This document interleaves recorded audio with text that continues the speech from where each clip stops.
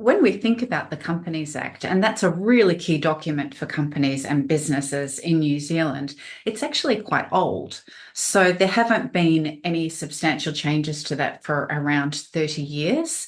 And government was aware of that. They understood the need to take some action with respect to it, the need to modernise it. And you probably will have heard that word streamlining. That's a bit of a buzzword at the moment. So there is already action underway and already liaison with various bodies around what could be done to improve the Companies Act. And what we're told is that next year that will start going through the select committee process, and then it might come into force around 2026 or something like that. But some of the proposed changes are actually really, really interesting. So I think we can share some of them. Yeah. So, and you'll have the ability to influence those as well through Yeah, I was going to say, consultation. because the select committee process, people think it's like this abstract, removed thing that you couldn't do. But I've appeared before select committees. It's just some people, and they want to hear your perspective. Yeah. So my encouragement would be, if any of these take your fancy, Yeah. put a submission in, because that's the whole point of, good government is to hear from the people. So Yeah. yeah, Yeah. what were some of the ones that stuck out? Okay, so I talked about modernizing. So there'll be things like not needing to post notices in newspapers and things like that, which does seem a little bit Mm. old school or dated these days, and more of an emphasis placed on the use of digital media. So that sort of is logical and makes sense. Um, Directors often like to have directors' insurance. And so a change proposed is that a company would need to have a constitution in order to enable directors to have that insurance. Yeah, And that's currently yeah, in the Companies Act. So you need to have a constitution in order to be able for the company to pay for the director's insurance. And I think what the proposed change is going to be actually, is I've that misread that. they're going to remove this requirement so that the companies can provide for directors insurance without the need of having a constitution.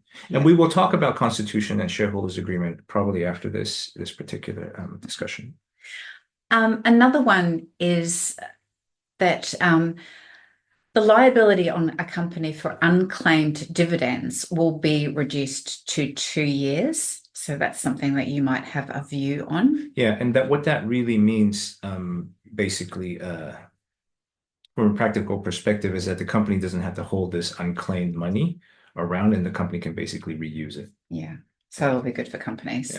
Yeah. This is an interesting one as well, especially if you're operating as a director or considering doing so. There will be an opportunity, or it's proposed that there is an opportunity that you can use an alternative address for your public register.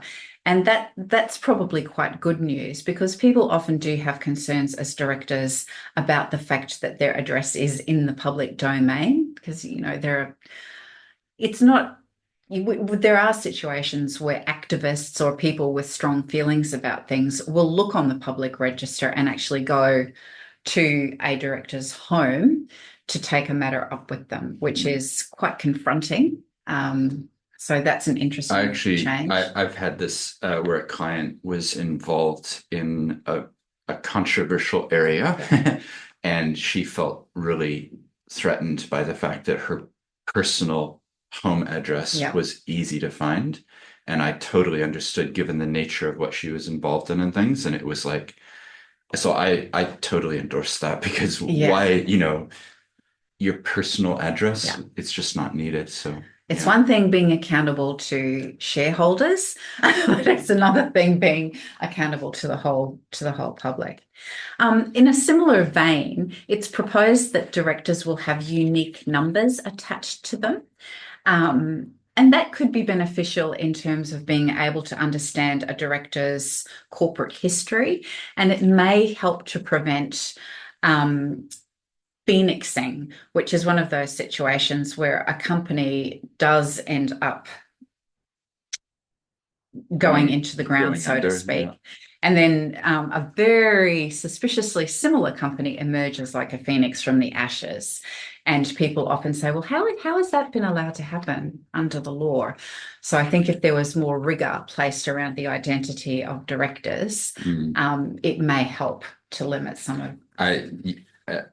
I helped someone with this exact problem a couple of years ago, and it was so sad because they had invested their life savings into a company, believed all the hype, lost it all.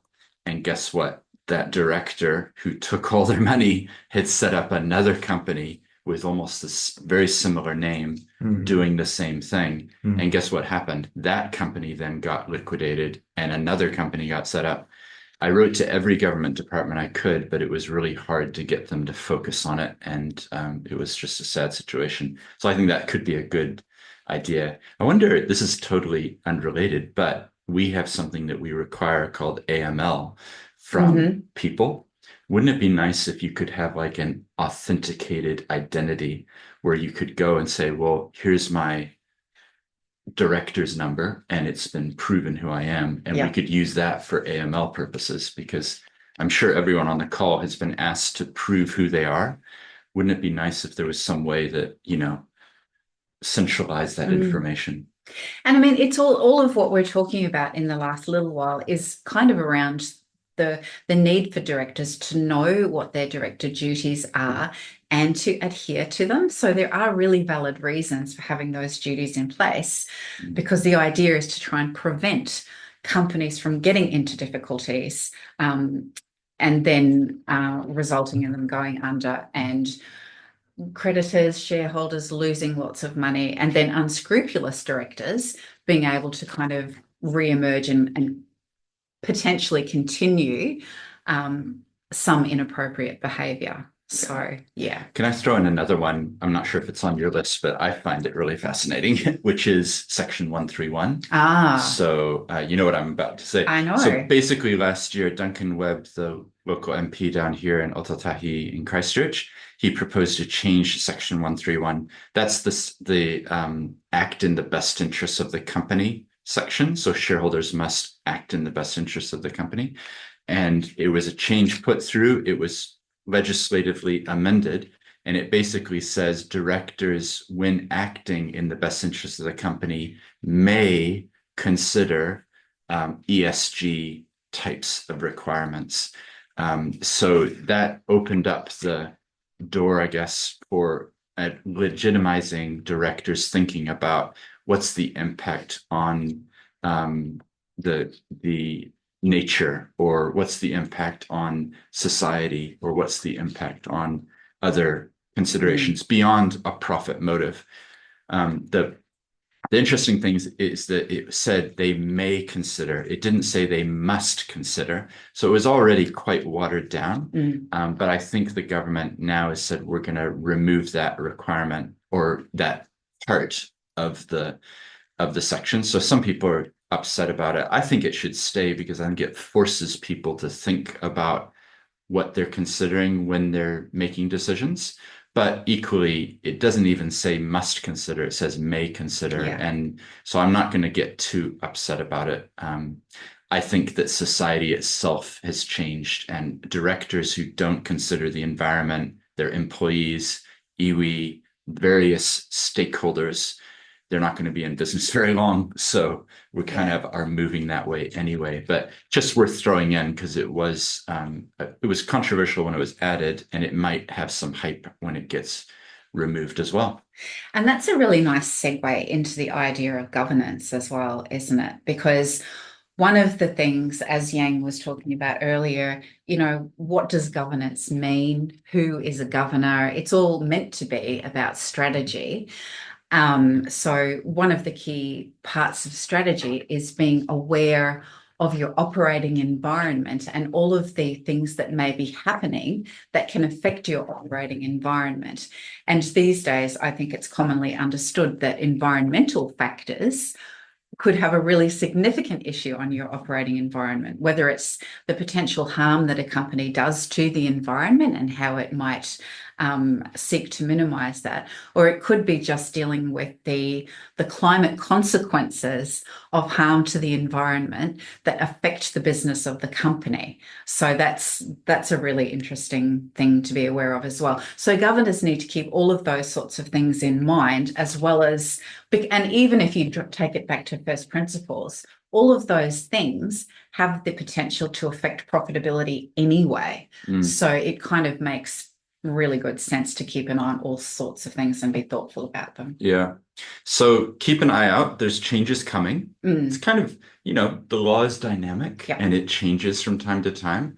The last couple of years, there's been lots of changes for charities, and looks like companies are about to get their turn as well. So we'll keep you updated. We like to put out articles. We put some in the chat already about director duties, Mainzeal, the changes that are coming.